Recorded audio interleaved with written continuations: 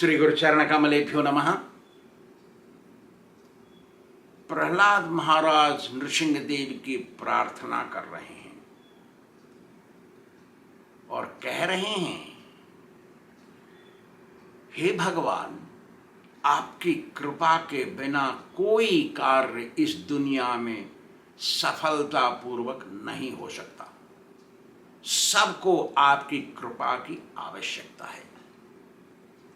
आगे कहते हैं प्रहलाद महाराज, बालस्य नेह शरणं पितरो नृसिंह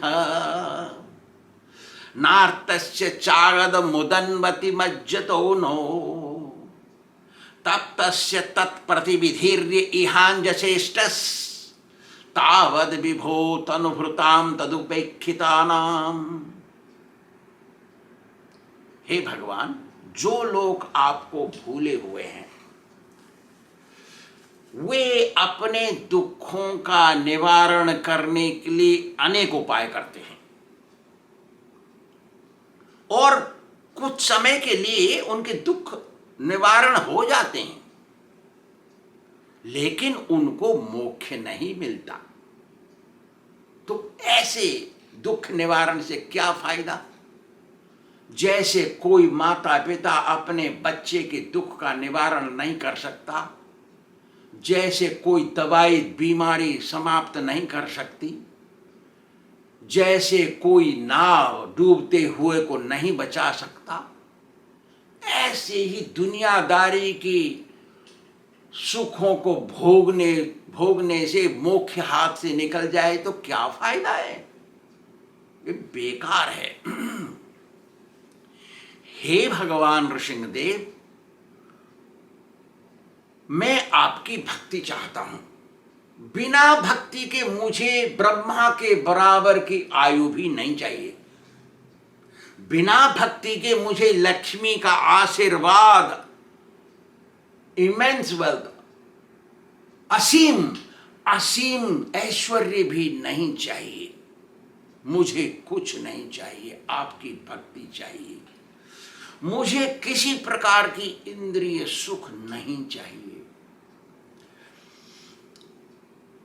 इंद्रिय सुख मांगना, धन संपत्ति मांगना, आयु मांगना, लंबी आयु मांगना, ये तो भौतिकवादियों का कर्म है। हे भगवान, मैं भौतिकवादी नहीं, मैं तो आपका भक्त हूं।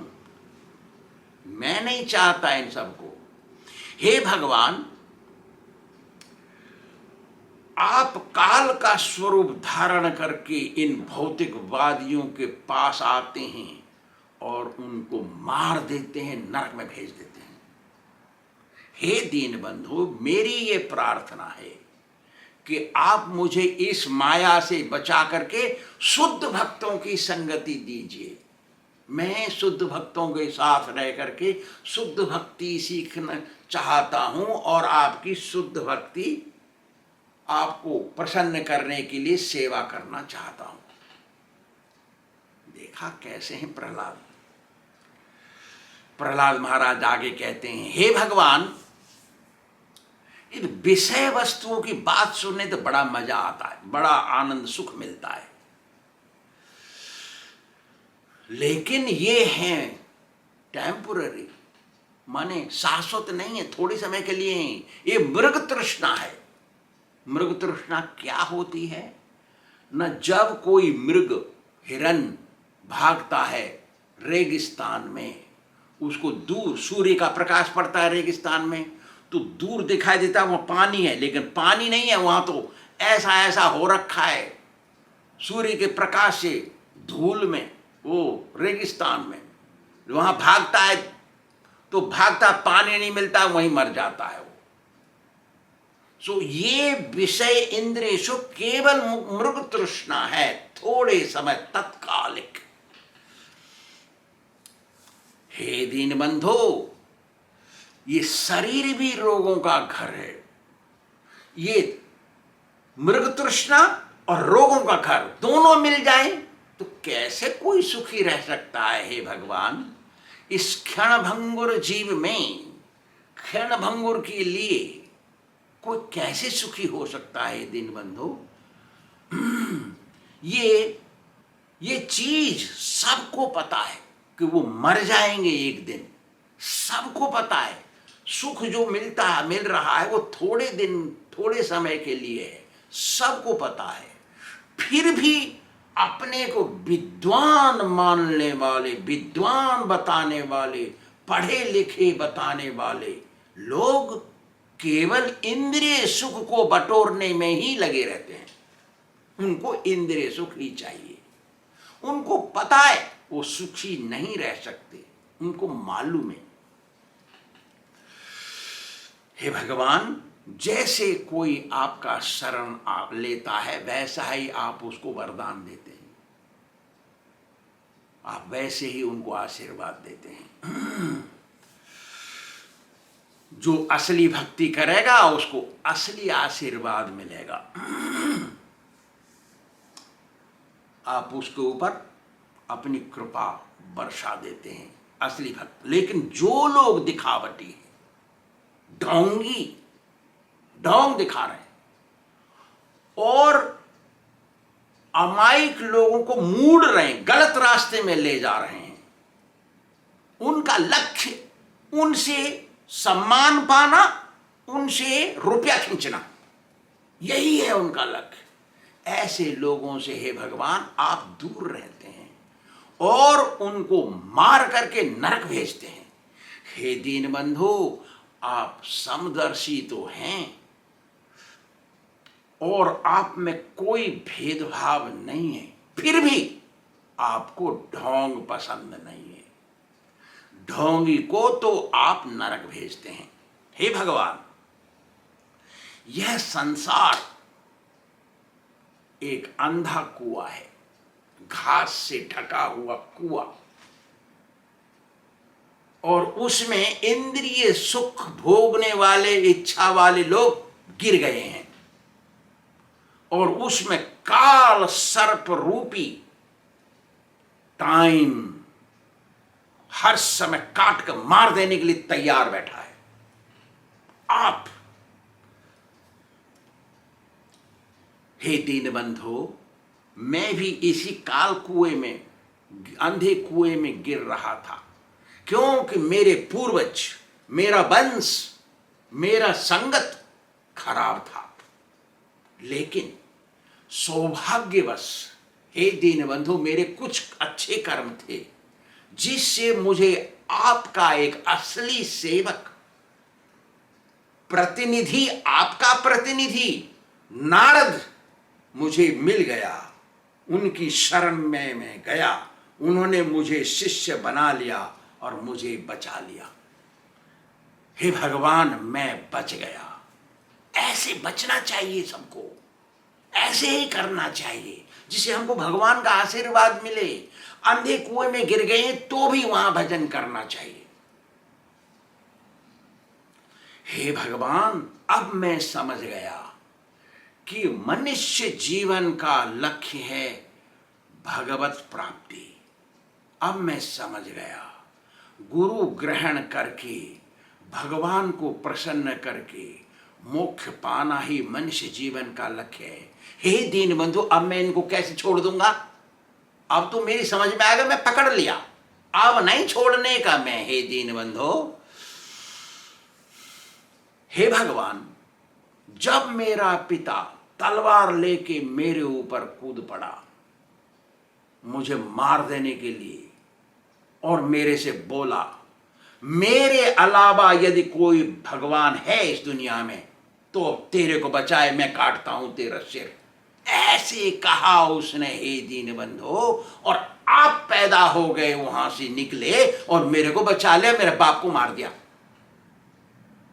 कैसे दयालु हैं आप।